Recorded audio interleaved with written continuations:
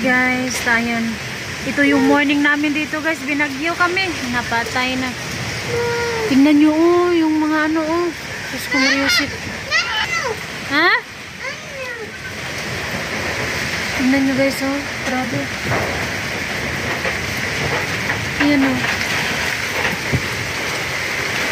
halos puti yung buong paligid dahil sa lakas ng ulan.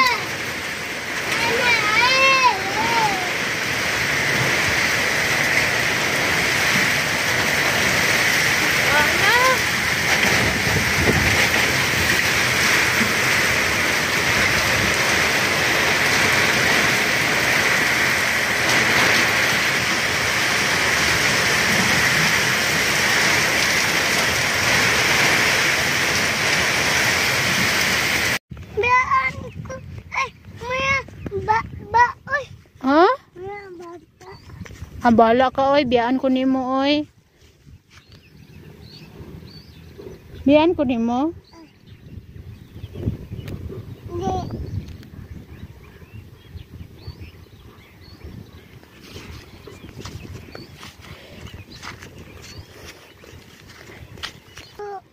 Ha? Ayaw, okay ra ko. Ikaw lang kay init ka. Anak, di man na inana, anak man.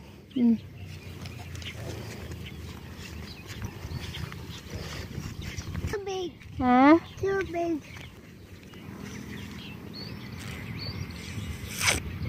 Hey. Ha? Hey. Ha? Ay, namumo yun. Namumo? Hadlo ko oy. Ayaw? Yaka mumo yun. Namo sa kamumo? Asaman mo sa ka? Dito? Dali na. Dali diri no. Hinay lang. Ayaw dagan kusko paspasa pa di mo malakaw oy. Dili na bukat imong bag. Mabigat yung bag niya guys. May kanin yan. May yan, notebook 2 tapos may ano pa ba dyan? Damit niya. Yung tubig kinuha ko na nga lang. Dito kami dadaan guys. Ambak-ambak rami. Ambak pa ingon dito sa pikas. Hi guys. So ay nag-harvest na kami ng onion. Dito yan lahat at saka dito. Ang dami niyan. Meron pa dito ng harvestin na yan. Hanggang dito. Doon. Diba? Tapos tignan nyo yung aking ang ganda ng aking mga pipino na tinanim. Nagulat yung binan ko kailan daw ako nagtanim. Hindi niya napansin na nagtanim ako ng pipino. So bubong ka rin namin ito pagkatapos magtatanim daw siya ng mais. Gusto ko gulay yung itanim pero mais yun talaga yung ano nila dito eh. Kaya sa gilid-gilid lang talaga tayo guys magtanim ng gulay. Puputulin namin yan, tatanggalin namin yung dahon. Tapos yung onion mismo ibibilad sa araw para hindi siya mabilis masira. So harvestin na natin ito lahat guys. Papakita ko sa inyo mamaya kung gaano karami yun na harvest namin. Ayan, tignan niyo isang bukag na. Lagpas isang bukag na nga yan eh. Mamaya po ulit. Guys, tignan niyo. Hindi pa kami tapos mag-harvest. Pero ganito na kadami yung na-harvest namin. Diba? Ang dami-dami. Yung na-harvest namin dito, hindi pa namin masyado nagamit. Yung ginamit lang namin yung mga natatanggal na mga ganito. Kasi yung mga ganito na pag kunwari ganito is sinasabit kasi namin para hindi siya mabilis maubos. Saka binibilad talaga yan sa araw. Ginaganyan nila. Sinasabit nila sa baga marami yung gaganunin nila ganyan. Tatalian nila dito banda or di kaya dito sa dulo. Tapos nila yan sa araw. para matuyo yung onion natin kasi gaya ng ganito basa pa siya, no, kasi yung lupa is malambot at saka ilang days din walang ulan dito, 2 araw siguro, kahapon at ngayon walang ulan, pero yung lupa maano pa rin siya, mabasa pa din siya sa ilalim ba, kaya kailangan talagang ibilad yung onion, hindi mo siya pwedeng like ganito, harbisin mo siya tapos putulin mo na yung dito niyan tapos ilagay mo na siya sa loob, hindi yun kasi mabilis masira siya, kailangan mo muna siyang ibilad ng araw, mga 2 araw, okay na yun. Tignan niyo, diba, nakalibre tayo ng ng onion natin. Sobrang dami niya guys talaga, sobra. Ayan. Konsumo lang namin to hindi namin to binibenta. Ayan, free na tayo sa onion natin, hindi na natin kailangan pang sa onion. Hindi na natin kailangan problema. Sa garlic din natin, syempre, free din tayo sa garlic natin, diba? Ginaganyan lang talaga yan, buti naman walang nagnakaw niyan. Kasi dito may iba, minsan may nangunguha talaga guys. Ayan. Tapos, ito yung natin, onion, diba? Ito yung na-harvest natin, guys. Yung banda dito. Ito yun. Yung dito na side, hindi ko pa nga nalinisan kasi dito talaga bala ko magtanim ng mga gulay, mga sitaw, dyan. Tapos dito, yung talong natin, buhay na yung talong natin, guys. Kaluyan, padayon lang jud mo. Wow, nagbisaya na pud ko. Pasensya nga po pala kung nagbibisaya ho ako kasi may mga may mga na talaga na hindi ko alam kung anong pangalan sa Tagalog, yung mga ganun. Minsan parang nasanay na rin ako magbisaya, ganun. Kaya mas madali, minsan mas madali kasi magsalita pag magbisaya, ganun ba, kaya pasensya na po. Yung sili din natin doon na side, sobrang ganda ng resulta natin doon, ganda. Kursani. Sili kasi dito is kursani. Ayan, Yung okra natin, guys, tingnan natin yung okra natin. Sobrang liit niya. Ganito lang talaga siya. Hindi siya lalaki. Pero may bunga na. Ayan, Ayan lang talaga siya kaliit. Ayan, sobrang liit niya talaga. Yan, may bunga, diba? Kamatis dito. Dito sa side medyo hindi maganda yung kamatis ang pagtubo. Dito yung maganda, kasi puryo-buyag. Sobrang taba-taba. Tapos tignan nyo ba naman yung kulitis natin, Zay. Ayan, ang taba ng kulitis. Doon din. Basta pag summer talaga dito, yung kulitis kahit saan yan. Masarap yung kulitis sa sa munggo. Tingnan nyo, sobrang taba, no. May na siya, nag-start nang lumabas yung bulaklak niya. So, ibig sabihin lang yan, magbubunga na yan.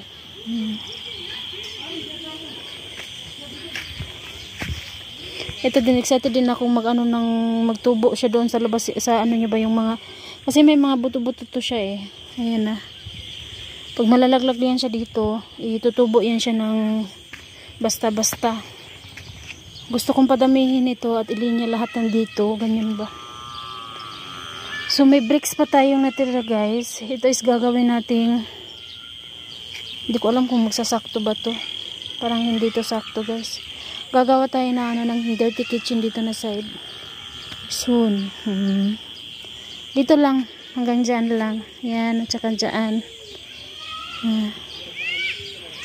Tapos yung taglad natin, hayaan ko lang yan sa dyan or iusog natin siya doon ng konti.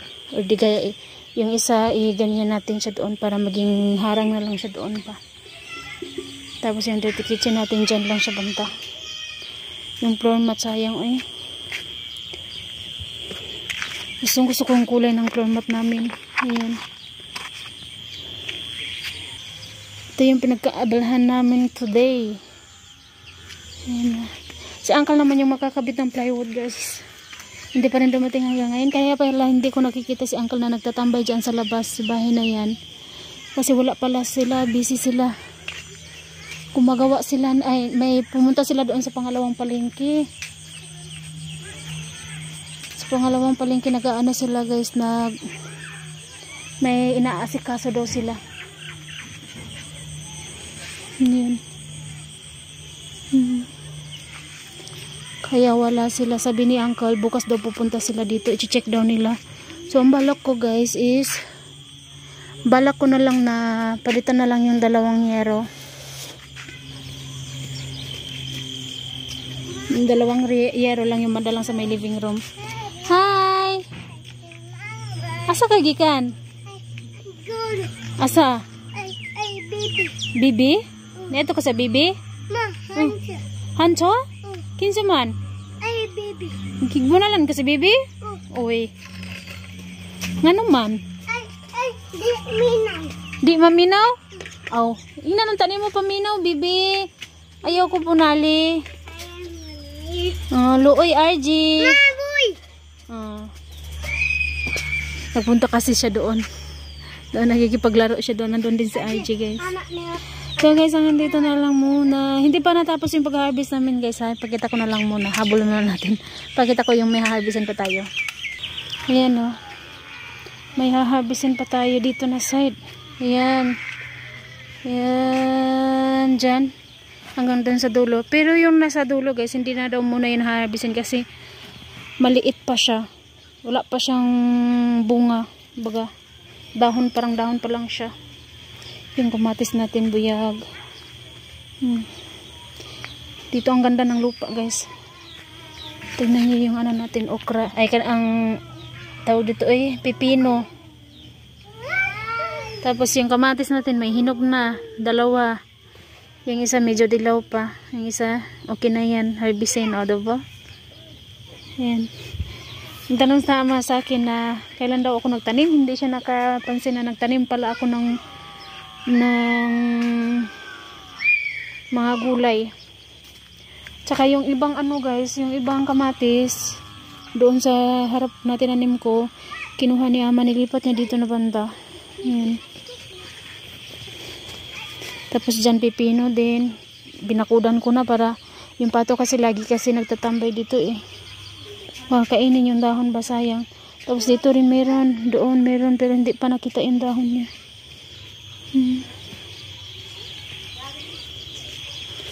At saka ang ganda ng lupa dito talaga guys. Alam mo yung pag nagbubungka kami kanina ng onion, may malambot lang yung lupa babaga. So dito sabi ko kay ama, kasi gusto nila taniman dito lahat ng mais.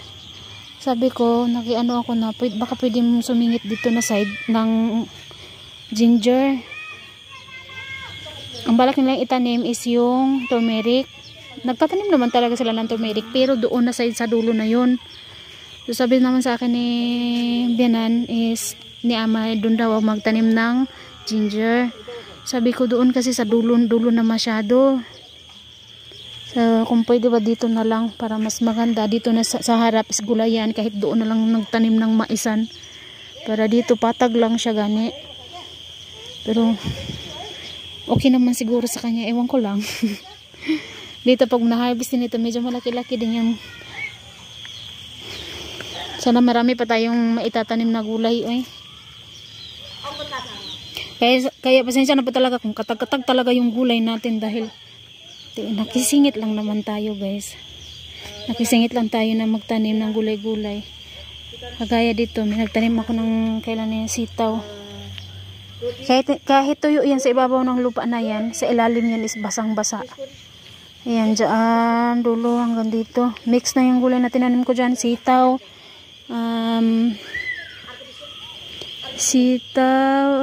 at saka okra, and then pipino. Mix na yan kasi habang binababad ko kasi sila, naghalo-halo ba. Kaya inano ko na lang sila, sinama ko na lang sila sa pagtanim. Patag na dito na. Kaya soon, makapagtanim tayo ng marami-rami. So guys, hanggang dito na lang muna. Dahil hininto namin yung pag-harvest dahil magluluto pa ako dyan Kiko sa kuya. Ha? Puri ko sa pahal lang diba? Ito, nanguha si ama nito guys. Lulutuin niya daw ito. Pangalan ho nito is torisak or di kaya mustard sack. Yung maliliit. Yan. Gigisahin niya daw yun. Masarap naman yun. Pero ako mas gusto ko yung kulitis. Kasi yung kulitis pag igisa mo hindi siya mapait. Yung mustard sack naman is medyo mapait siya at saka yung mustasa. Pero yung mustasa paborito ko siya na igisa with patatas. So guys, naghabol na tayo. So guys, hanggang dito na lang muna. Dahil paggabi na magluluto pa ako. Si ama magluluto ng tinapay at gulay. At ako na may magluluto ako ng rice sa loob ng bahay. Si ama sa labas magluluto. So guys, hanggang dito na lang muna. Bye bye po everyone. God bless us all. Thank you so much. Bye bye. And please don't skip the ads po guys. Bye bye po everyone. Thank you for watching. Bye bye.